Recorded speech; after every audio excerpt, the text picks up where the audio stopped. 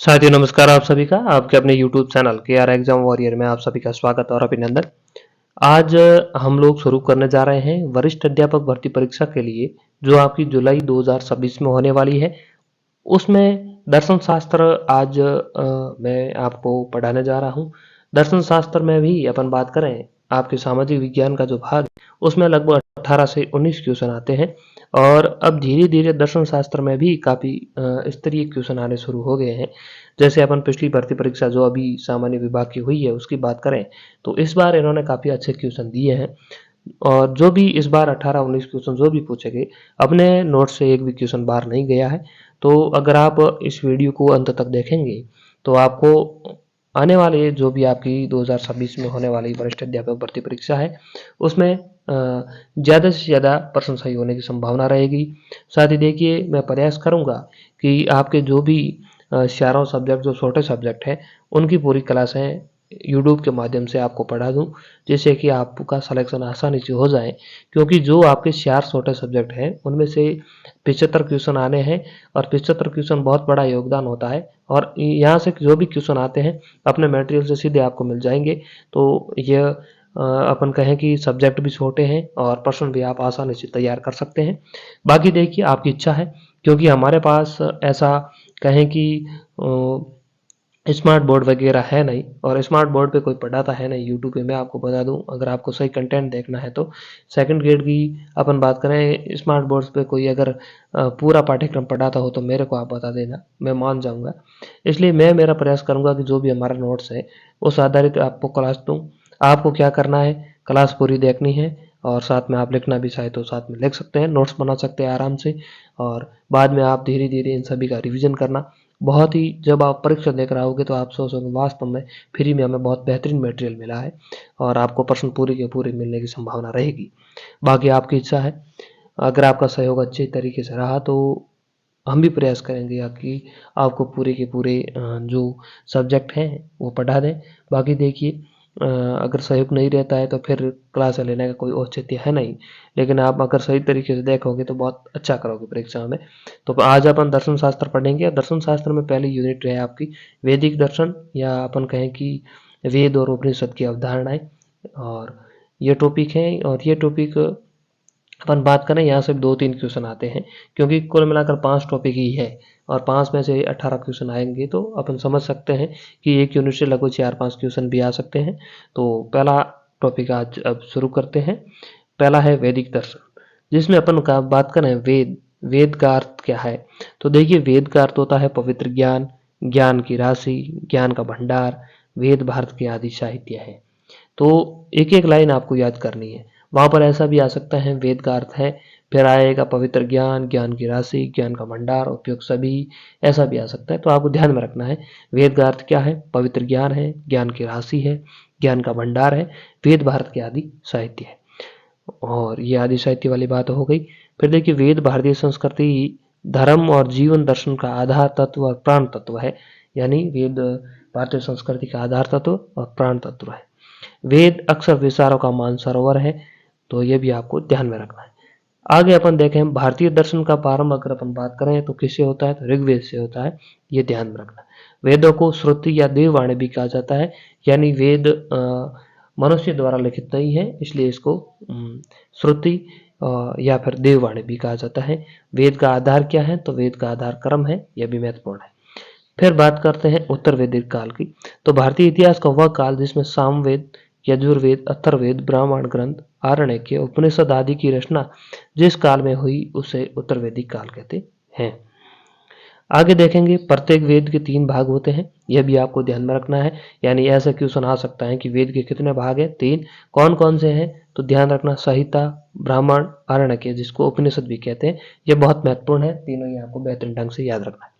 वेदों के 2 खंड होते हैं, एक होता है कर्म कांड, एक होता है ज्ञान कांड। कर्म कांड को क्या कहते हैं, तो कर्म कांड को कहते हैं मीमांसा दर्शन, ज्ञान कांड को कहते हैं वेदांत दर्शन। और कर्म कांड या फिर मीमांसा दर्शन में आएगा यजुर्वेद और ज्ञान कांड में आएगा ऋग्वेद।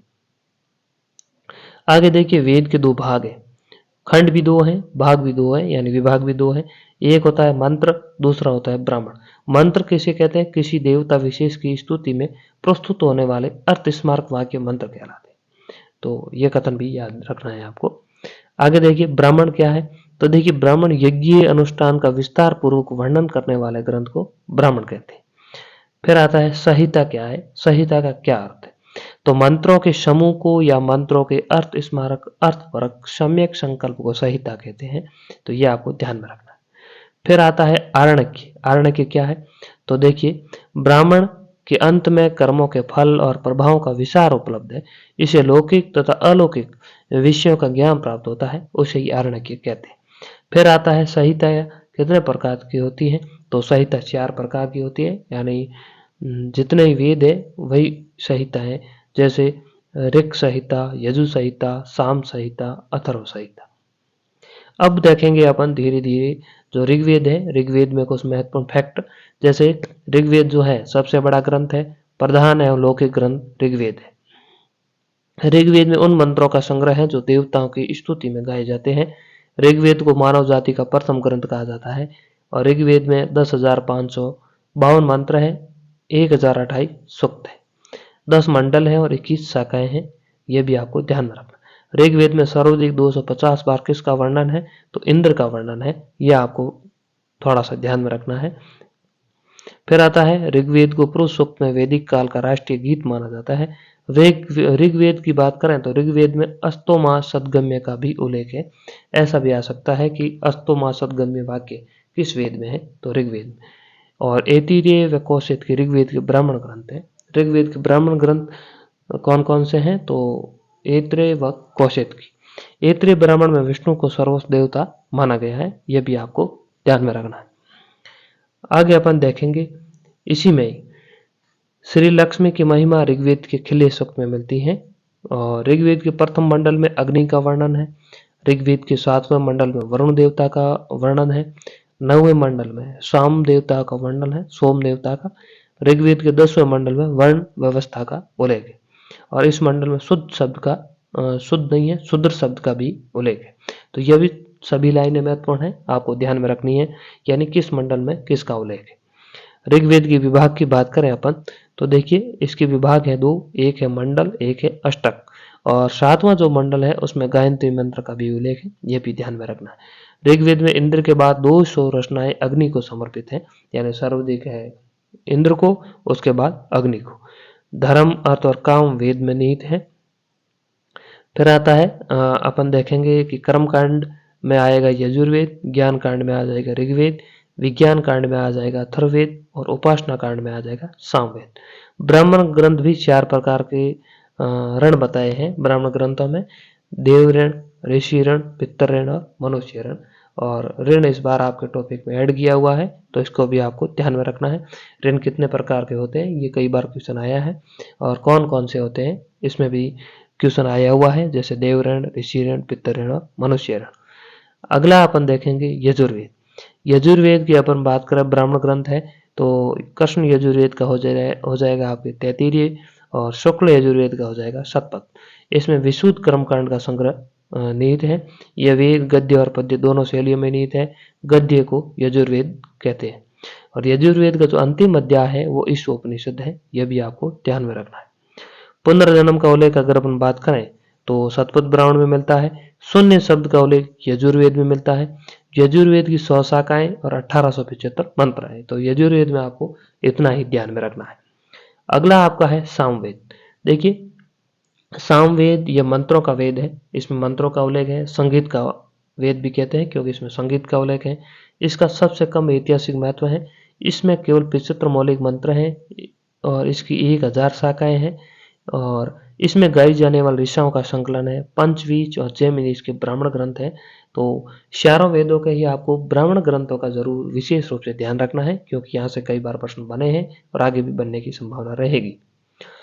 अथर्ववेद की अपन बात करें फिर इसके उपनाम को ध्यान में रखना है, जैसे ब्रह्मावेद, महिवेद, संदुरवेद, अथर्वागरीश वेद भी कहते हैं। और जादू टोना तंत्र मंत्र का उल्लेख अथर्ववेद में है। यह क्रम कांड की दृष्टि सर्वाधिक महत्वपूर्ण है।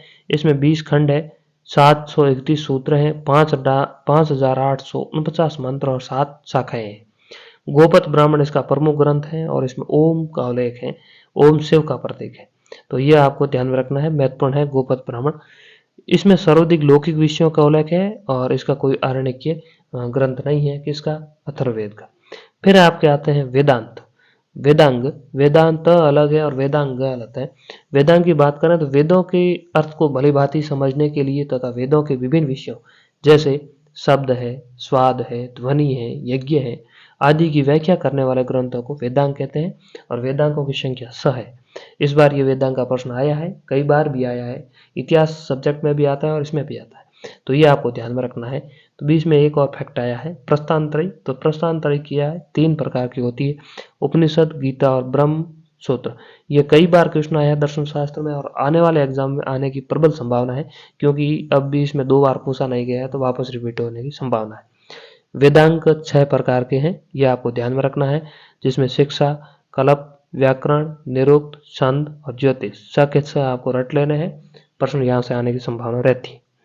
फिर आता है आपका ऋत्विज। ऋत्विज क्या है? यज्ञ कार्य को विधिवत ढंग से संपादित करने वालों को ऋत्विज कहते हैं, अर्थात वेदों में निहित धर्मों का ज्ञाता ऋत्विज कहलाता है। यानी प्रत्येक जो भी वेद है उसका एक ऋत्विज होता है। जैसे बात करें अपन ऋग्वेद, तो ऋग्वेद में होता है होत्रा। सामवेद की बात करें तो होगा उद्गाता। यजुर्वेद का अपन बात करें तो होगा अधुर्वेद और अथर्ववेद की बात करें तो होगा ब्रह्मा। तो यह आपको विशेष रूप से ध्यान में रखना है। फिर आते हैं आपके टॉपिक, जो क्योंकि वेद और उपनिषद है तो देवताओं के बारे में भी थोड़ा बहुत आपको देखना पड़ेगा। देवता किससे कहेंगे? देखिए, दिव्य धातु से बना शब्द है जिसका अर्थ है समकने वाली एक प्रकृति की अधिष्ठान शक्तियों का संचालन करने वाला देवता है। यानी जो प्रकृति है और जिसकी अधिष्ठाता या इस प्रकृति को चलाने वाला जो संचालन है उसे ही देवता कहते हैं। ऋग्वेद में 33 देवता है, यह आपको ध्यान में रखना है, कई बार प्रश्न आया है। और निरुक्त कार्य यास्क ने इसे 3 भागों में बांटा है। 3 कौन कौन से? एक है पृथ्वी स्थानीय देवता, दूसरे अंतरिक्ष स्थानीय देवता, फिर आकाश स्थानीय देवता। पृथ्वी की बात करें तो इसमें अग्नि और सोम है, और अंतरिक्ष के है इंद्र और मरुत है, और वरुण, मित्र ये आपके आकाश स्थानीय देवता है। तो यहाँ से भी प्रश्न आते हैं, तीनों प्रकार और कौन कौन से हैं इसको ध्यान में रखना है। यास्क ने अपने ग्रंथ निरुक्त में 3 देवता अग्नि, मरुत और अदिति को माना है। अग्नि की बात करें अपन तो प्राणियों का सबसे अधिक हितकारी देवता, उसी की कृपा से दिन प्रतिदिन प्राणी धन, अन्न, पुत्र, समृद्धि का लाभ प्राप्त करते हैं। फिर आपके हैं वरुण देवता। तो वरुण देवता की बात करें तो वैदिक देवताओं में इसका स्थान सबसे महत्वपूर्ण। यह सर्वत्र दृष्टि रखने वाला देवता है, नियमों को धारण करने वाला देवता है, सम्यक रूप से प्रकाशित होने वाला, शासन करने वाला देवता है। 3-4 ये जो लाइनें हैं आपको याद रखनी है। इंद्र की बात करें तो वीर योद्धाओं, संग्राम में विजय प्राप्त करने वाला देवता, यानी युद्धों का देवता कैसे कहते हैं, इस बार प्रश्न आया है तो ध्यान रखना इंद्र। और वर्षा का देवता भी इंद्र है, यह भी कई बार प्रश्न आया है। फिर आते हैं विष्णु। आकाशगामी सतत क्रिया, सूर्य के प्रतीक, इन्होंने 3 डगों से पृथ्वी को माप डाला, इसी कारण इसे उरुगाय उरुक्रम कहते हैं, ये ध्यान में रखना है। उरुगाय या उरुक्रम किस देवता को कहते हैं? तो विष्णु। तीसरे लोक में जहाँ ओम का तृतीय पाद रखा था वो मधु का पाद था। फिर आते हैं पूषा, भूले भटकों को राह दिखाने वाले देवता, इनका रथ बकरों द्वारा खींचा जाता है तथा इसके हाथ में साबू को रहता है। ये मर्द प्राणियों और पितरों के पास ले जाते हैं मर्द प्राणियों को, यानी पूषा।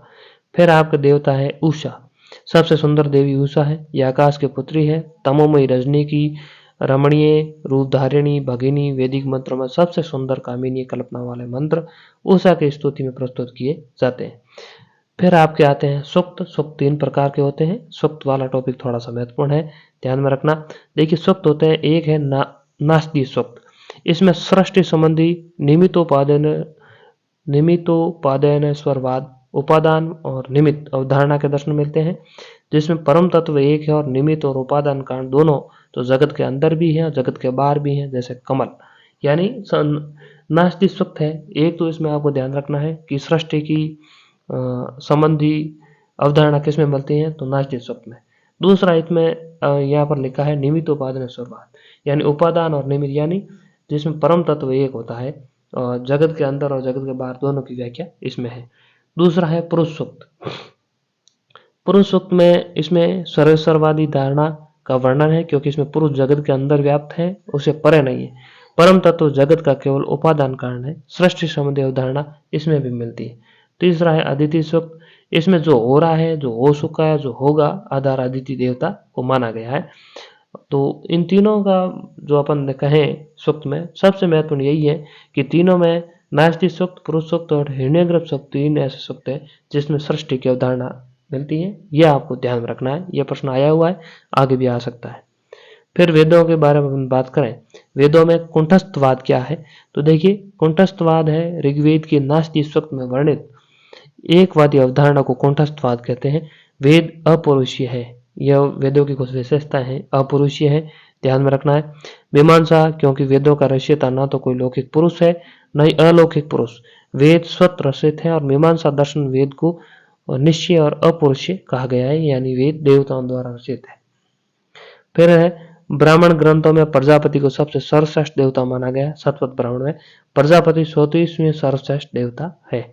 राहुगुण पुत्र गौतम ऋषि का एक कथन है कि अदिति ही आकाश है, अदिति ही अंतरिक्ष है, अदिति ही माता है, अदिति ही पिता है, अदिति समस्त देवता है। इसलिए जो कुछ वर्तमान में हो रहा है, जो कुछ उत्पन्न हुआ है, जो कुछ उत्पन्न होने वाला है, वह सब पुरुष ही है। यह एक कथन है, याद रहे तो रख लेना। फिर है ब्रह्मा का सबसे महत्वपूर्ण उदाहरण पुरुष सूक्त और अदिति सूक्त में मिलता है। और प्रस्थानत्रयी में मूल स्थान उपनिषद का है। संपूर्ण प्रस्थानत्रयी पर भाष्य किसने लिखा? तो शंकराचार्य ने लिखा। यह भी आपको ध्यान में रखना है।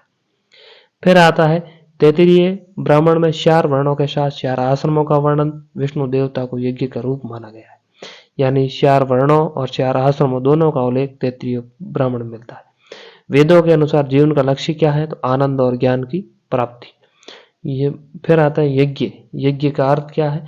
यज्ञ यजन धातु से बना है, जिसका अर्थ है क्रिया कर्म, अर्थात परम पद परम तत्व के प्राप्ति के लिए जो सहायक होता है वही यज्ञ है।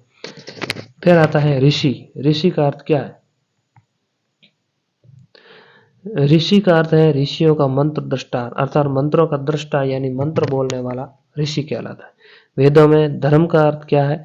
उपासना, जिसे अंतकरण, मन, बुद्धि, अहंकार के संयुक्त रूप की शुद्धि होकर परम तत्व की प्राप्ति होती है, अतः धर्म परम तत्व की प्राप्ति का साधन है। फिर आता है वैदिक देववाद। ये कुछ सोपान है, 5 प्रकार है और इनका क्रम आपको विशेष रूप से ध्यान में रखना है। पहला है प्रकृतिवाद। इसमें क्या है कि पाश्चात्य विद्वानों के अनुसार यह वैदिक देववाद की प्रथम अवस्था है, जिसकी प्रकृति की शक्तियों की उपासना का वर्णन है। इसमें प्राकृतिक एकेश्वरवाद कहा जाता है, लेकिन भारतीय दर्शन इसे स्वीकार नहीं करता है। पृथ्वी, आकाश, वायु, जल ये प्रकृतिवादी देवता माने गए हैं, लेकिन भारतीय दर्शन इसको स्वीकार नहीं करता है। फिर है बहुदेववाद। यहाँ से भारतीय दर्शन की शुरुआत होती है। बहुदेववाद की बात करें तो भारतीय विचारक इसे प्रथम स्थान मानते हैं। इसमें प्राकृतिक शक्तियों के अनेक विचित्र व रहस्यमय चमत्कारिक कार्यों को देखकर उन शक्तियों पर देवत्व का आरोपण किया तथा अनेक देवताओं की सर्वस्ता को स्वीकार किया, इसलिए इसे बहुदेववाद व अनेकेश्वरवाद कहा जाता है। इसमें क्या होता है बहुदेववाद में, यानी बहुत सारे देवताओं को एक साथ सर्वश्रेष्ठ माना जाता है, यानी वेद देवताओं को उत्पन्न करने वाले कारखाने हैं। ऋग्वेद का प्रारंभ बहुदेववाद से होता है और अंत एकवाद से होता है। इसमें यानी यही होता है बहुदेववाद में कि बहुत सारे देवताओं को सर्वश्रेष्ठ माना जाता है, किसी एक देवता को सर्वश्रेष्ठ नहीं माना जाता है। फिर आता है एकाधिदेववाद, जिसको अपन कहें कि अंग्रेजी में हिमोथिज्म कहते हैं। एक एक देवता को बारी बारी से सर्वोच्च देवता मानकर उसका गुणगान करना एकाधिदेववाद कहलाता है। इसमें मैक्स मुलर ने कथन कहा था, बहुदेववाद को एकाधिदेववाद के रूप में प्रस्तुत किया। उनके अनुसार उपासना के समय एक को सबसे बड़ा देवता मान लिया जाता है, अन्य देवता पृष्ठभूमि में चले जाते हैं, परंतु उनकी महिमा कम नहीं होती है। और मैक्स मुलर ने ही इसे हिनोथिज्म कहा था। यानी एकाधिदेववाद का अर्थ यही हुआ, यानी जिस देवता की आप पूजा कर रहे हैं वर्तमान में, वह देवता सर्वश्रेष्ठ है, और जिसकी नहीं करते हैं वह पृष्ठभूमि में चले जाते हैं, लेकिन भविष्य में अगर किसी दूसरे देवता की अगर आप पूजा कर रहे थे तो फिर वो सर्वश्रेष्ठ हो जाता है। यही इसकी अवधारणा है। इसमें ब्लूफील्ड ने भी कथन कहा था कि इस अवसरवादी एकेश्वरवाद का यह बहुदेववाद व एकेश्वरवाद के बीच की कड़ी है।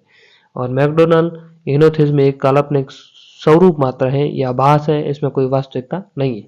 फिर आता है एकेश्वरवाद। इसमें क्या होता है कि पुरुष सूक्त में एकेश्वरवाद की व्याख्या की गई है। इस सिद्धांत के अनुसार ईश्वर की परम सत्ता व संख्या में एक है। ईश्वर को पुरुष कहा गया है, जो जगत के अंदर भी है और जगत के बाहर भी है। पुरुष के हजारों मस्तिष्क, हजारों पैर और हजारों पैर हैं और इस विश्व में 10 अंगुल परे भी है। यानी एकेश्वरवाद में क्या है कि एकमात्र देवता ही सर्वश्रेष्ठ है, जो पुरुष है। फिर आता है एकवाद या अद्वैतवाद।